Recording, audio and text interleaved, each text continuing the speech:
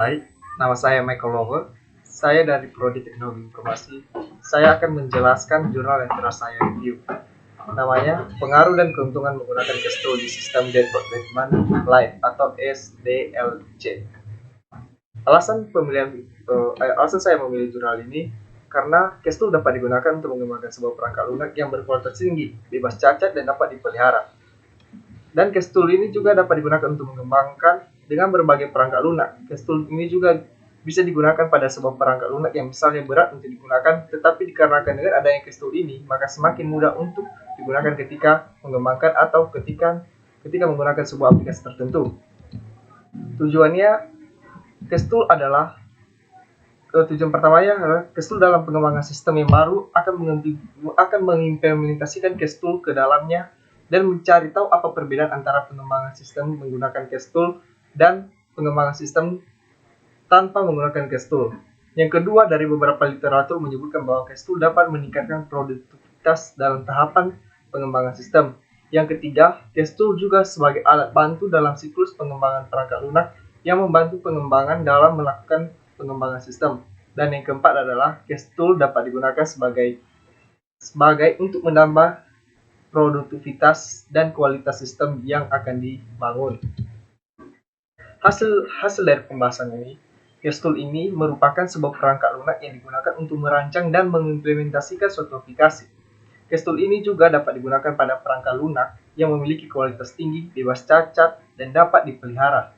Software Kestul ini juga sering disamakan dengan metode pengembangan sistem informasi bersama dengan sistem otomatis yang dapat digunakan dalam proses pengembangan suatu perangkat lunak. Selanjutnya, pada sampel yang diambil pada para penulis yang sebelumnya dalam pengembangan sistem belum menerapkan cara dan bagaimana cara menggunakan Kestul ini. Dan sistem yang dibahas ini ialah sistem informasi perpustakaan yang didapat dari tiap-tiap instansi penulis. Lanjut, dari hasil pengamatan dengan pengembangan pemeliharaan SDLC adalah merupakan salah satu dampak utama di mana dari penggunaan alat cache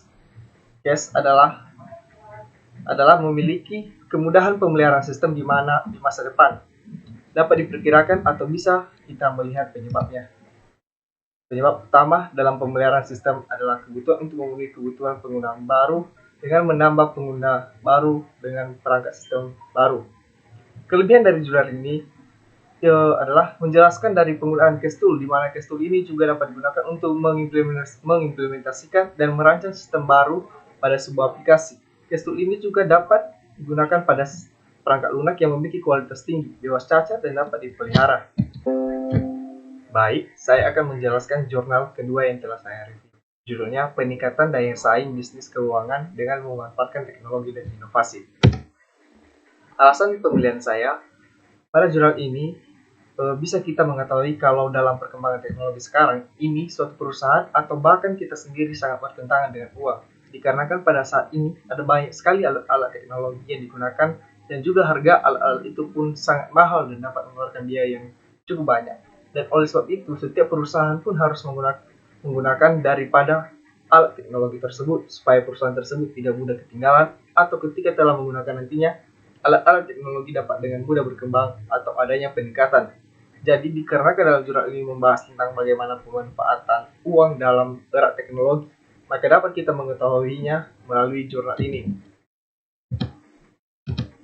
Tujuannya, dalam jurnal ini perkembangan sekarang setiap perusahaan akan mengalami namanya efisiensi. Dari adanya efisiensi inilah yang akan dilakukan untuk diadakan perbaikan dalam setiap perusahaan tersebut, supaya perusahaan tersebut nantinya bisa memadai antara biaya yang keluar dan biaya yang masuk.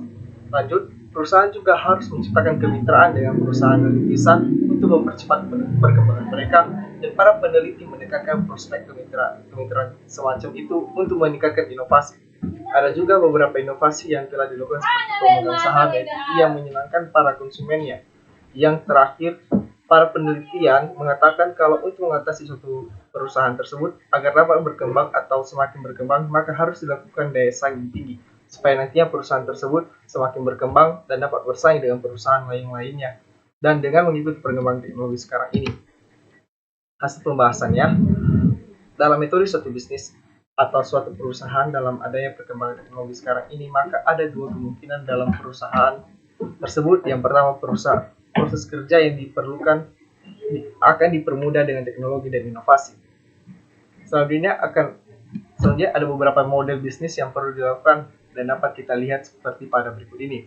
Pertama, menyederhanakan proses kerja. Maksudnya adalah dalam suatu perusahaan harus memikirkan atau melihat jelas dan melihat jika proses kerja juga diperlukan, maka proses kerja harus didigitalkan, dan begitu juga sebaliknya, jika proses kerja tidak dapat didigitalkan, maka perlu pertimbangan untuk dialihkan atau dikolaborasikan dengan pihak lain yang lebih ahli dalam proses menjalankan kerja ini. Kedua, perubahan model bisnis. Dalam hal ini, pelanggan mengajukan permohonan kredit dengan mengisi formulir secara manual dan mereka menyediakan data-data yang diperlukan. Dengan menggunakan sistem ini, data dikirim ke analisis kredit, selanjutnya persetujuan kredit akan dikonfirmasikan kepada nasabah secara manual dengan menelepon atau menginformasikannya secara langsung. Dan selanjutnya, bila itu sudah selesai, maka pelanggan bisa meminjam uang daripada nasabah tersebut dan akan membayarkan atau mencicilnya pembayaran dengan perjanjian yang telah ditentukan. Dan bila mana bersangkutan tidak membayar tagihan yang telah ditentukan, maka yang bersangkutan akan dikenakan dengan denda seperti adanya penambahan uang yang dibayarkan. Ketiga, kecerdasan buatan atau AI. Maksudnya di sini ialah suatu model bisnis, suatu usaha. Kalau dulunya menggunakan tenaga manusia untuk mengerjakannya, maka sekarang telah digantikan dengan alat teknologi atau digital untuk menggantikan pekerjaan tersebut. Dalam model pengerjaan digital ini, proses kerja sangat cepat dibandingkan dengan manusia. Baik, lanjut pada jurnal ketiga, rancangan bangun sistem pengaduan layanan akademik STMIK-STIKOM Indonesia. Alasan pemilihan jurnal ini karena dalam jurnal ini membahas daripada bentuk layanan akademik yang ada di STMIK-STIKOM Indonesia. Cara membuat layanan pengaduan atau sistem pengaduan layanan akademik yang dilakukan di STMIK-STIKOM Indonesia, dan bagaimana cara mengembangkan dan mengelola daripada data pengguna, membuat file aduan, melakukan ekskripsi dan deskripsi file aduan, serta ada cara daripada mendistribusikan private key ke email pengguna, serta dapat mengetahui daripada status pengaduan. Dalam melakukan sistem pelayanan pengaduan ini juga sangat dijaga data-data yang telah melakukan pengaduan kepada pihak yang bersangkutan, sehingga data-data yang nantinya bisa dijaga dengan baik dan benar tanpa bisa diketahui oleh siapapun terkecuali yang berpihak daripada proses pengerjaan tersebut. Jadi inilah alasan daripada pemilihan jurnal ini. Tujuannya ialah dengan menggunakan daripada sistem layanan pengaduan ini, maka khususnya kepada para mahasiswa di STMIK-STIKOM Indonesia bisa menyampaikan pengaduan atau keluhan yang mereka miliki dengan sangat mudah dalam hal menyikapi, yaitu cukup dengan mengakses daripada sistem layanan pengaduan. Yang kedua, para calon mahasiswa yang mau mendaftar di STMIK-STIKOM Indonesia, mereka sangat puas dengan pelayanan yang diberikan. Contohnya bisa mereka menyampaikan pertanyaan seputar tentang pendaftaran, dan bisa mereka sampaikan keluhan yang mereka miliki seputar pendaftaran mahasiswa baru di STMIK-STIKOM Indonesia dengan hanya mengakses daripada sistem layanan pengaduan.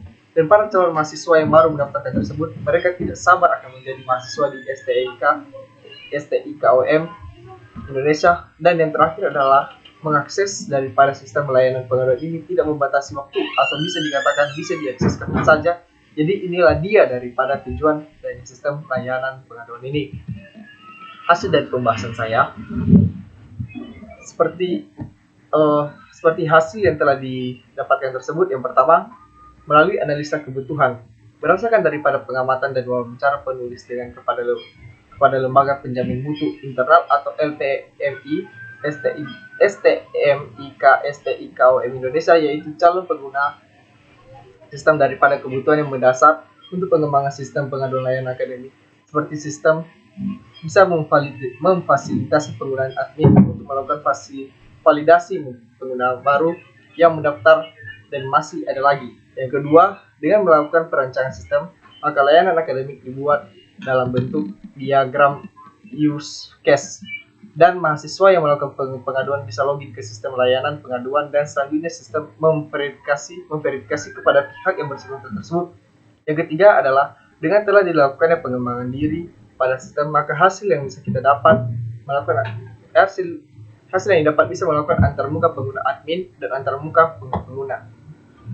Dan yang terakhir adalah dengan telah dilakukannya evaluasi, maka akan menunjukkan seberapa jauh kesesuaian antara pengembangan sistem pengaduan dikembangkan dengan kebutuhan pengguna. Jadi inilah hasil dari pada sistem pengaduan layanan akademik ini.